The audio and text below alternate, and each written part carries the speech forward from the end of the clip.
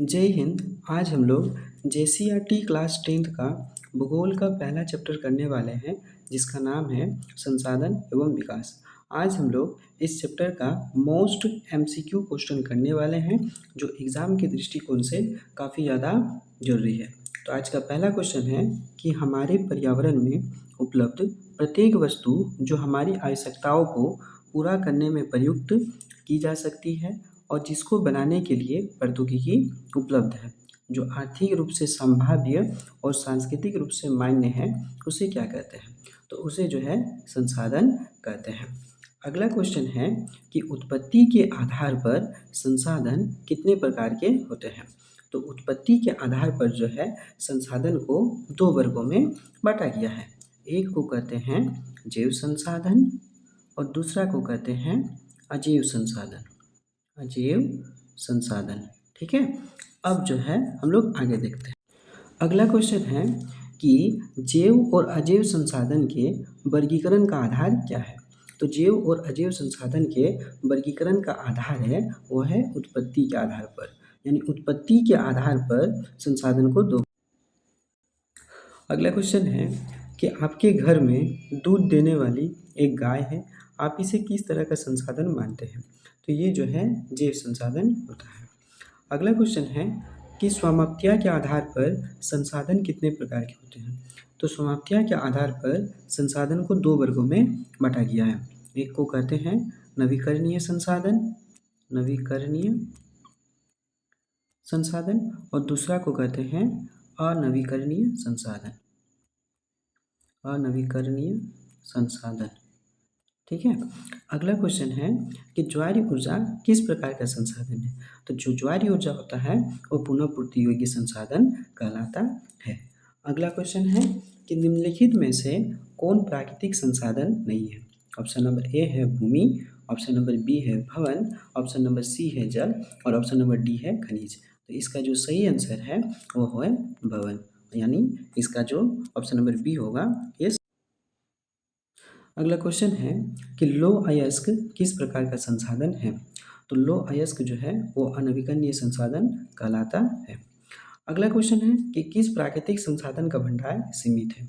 Option number A है खनिज तेल, ऑप्शन नंबर बी है सौर ऊर्जा, ऑप्शन नंबर सी है पवन ऊर्जा, और ऑप्शन नंबर डी है जलीय ऊर्जा। तो इसका जो सही आंसर हो जाएगा वो हो जाएगा ऑप्शन नंबर ए खनिज तेल। अगला क्वेश्चन है कि स्वामित्व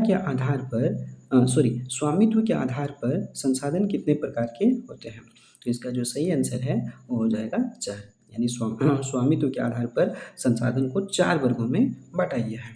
अगला क्वेश्चन है कि सार्वजनिक पार्क एवं पिकनिक स्थल किस प्रकार के संसाधन वर्ग में शामिल है?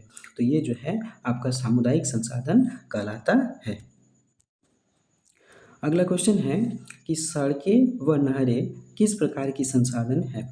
तो सड़कें और जो नहरें होती है ये राष्ट्रीय संसाधन कहलाता है, यानी इसका आंसर हो जाएगा ऑप्शन नंबर सी।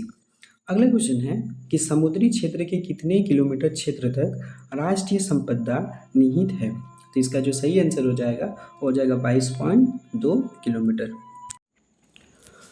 अगला क्वेश्चन है कि इस्माइल इज ब्यूटीफुल नामक पुस्तक के लेखक कौन है? तो इसका जो सही आंसर है वो है ऑप्शन नंबर बी सोमेश्वर।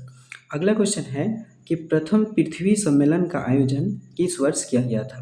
तो जो प्रथम पृथ्वी सम्मेलन है उसका आयोजन 1992 ईस्वी में किया गया था, और ये कहाँ किया गया था? तो ये ब्राज़ील का एक शहर है जिसका नाम है Rio de Janeiro, Rio de Janeiro, है ना। रियो डी जेनेरो में जो है इसका आयोजन किया गया था।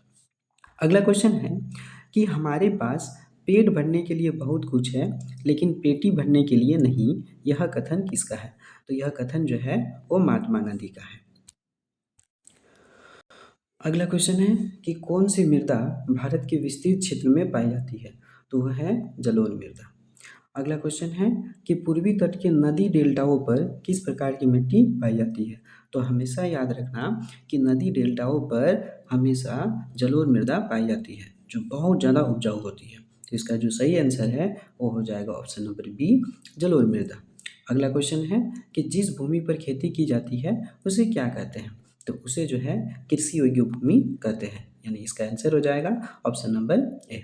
अगला क्वेश्चन कह रहा है कि आयु के आधार पर जलोढ़ मृदा कितने प्रकार की होती है।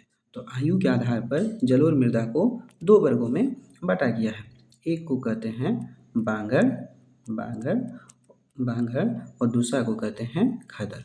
अब ये बांगर क्या होता है, तो बांगर जो है वो पुरानी जलोढ़ मृदा को बांगर कहते हैं, और जो खादर होती है यह नई जलोढ़ मृदा को खादर कहा जाता है।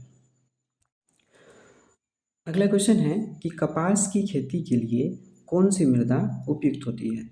तो कपास की खेती के लिए जो है वो काली मृदा उपयुक्त होती है, यानी इसका जो सही आंसर हो जाएगा वो हो जाएगा ऑप्शन नंबर सी।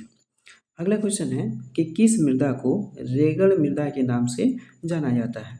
तो वह जो है इसका सही आंसर हो जाएगा वो हो जाएगा काली मृदा, यानी ऑप्शन नंबर डी। अगला क्वेश्चन है कि किस मृदा में लौह धातु की अधिकता होती है, यानी कौन सी मृदा में जो है लोहे के तत्व पाए जाते हैं।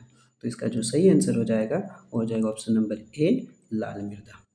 अगला क्वेश्चन है कि पंजाब किस प्रकार के संसाधन के मामले में गरीब है। ऑप्शन नंबर ए है खनिज, ऑप्शन नंबर बी है कृषि, ऑप्शन नंबर सी है जल, ऑप्शन नंबर डी है मानव। तो इसका जो सही आंसर हो जाएगा वो हो जाएगा खनिज, ऑप्शन नंबर ए। अब कह रहा है कि राजस्थान में किस संसाधन की कमी है। ऑप्शन नंबर ए है सौर ऊर्जा, ऑप्शन नंबर बी है पवन ऊर्जा, ऑप्शन नंबर सी है जल ऊर्जा, ऑप्शन नंबर डी है सभी गलत। तो राजस्थान में जो है वो जल संसाधन की कमी है, यानी इसका आंसर हो जाएगा ऑप्शन नंबर सी। अगला क्वेश्चन है कि संसाधन नियोजन के कितने स्तर होते हैं। तो इसका जो सही आंसर हो जाएगा वो हो जाएगा ऑप्शन नंबर सी 3। अगला क्वेश्चन है कि भारत के कुल क्षेत्रफल का कितना प्रतिशत मैदान के रूप में है। तो भारत में जो है लगभग 43% भाग मैदान के रूप में है। अगला क्वेश्चन कह रहा है कि भारत में कितना प्रतिशत पठारी भाग है। तो इसका जो सही आंसर हो जाएगा वो हो जाएगा ऑप्शन नंबर सी 27%। अगला क्वेश्चन है कि भारत में कितना प्रतिशत पर्वतीय है। तो इसका जो सही आंसर हो जाएगा वो हो जाएगा ऑप्शन नंबर बी 30%। अगला क्वेश्चन कह रहा है कि कौन सी मृदा आमतौर पर रेतीली और लवणीय होती है। तो इसका जो सही आंसर हो जाएगा वो हो जाएगा ऑप्शन नंबर सी मरुस्थलीय मृदा। अगला क्वेश्चन कह रहा है कि पंजाब हरियाणा और पश्चिमी उत्तर प्रदेश में भूमि क्षरण का मुख्य कारण क्या है। भूमि क्षरण का मतलब होता है भूमि की उपजाऊ शक्ति में कमी आना। तो इसका जो सही आंसर हो जाएगा वो हो जाएगा ऑप्शन नंबर बी अधिक सिंचाई। अगला क्वेश्चन कह रहा है कि मिट्टी के कटाव और उसके बहाव की प्रक्रिया को क्या कहते हैं।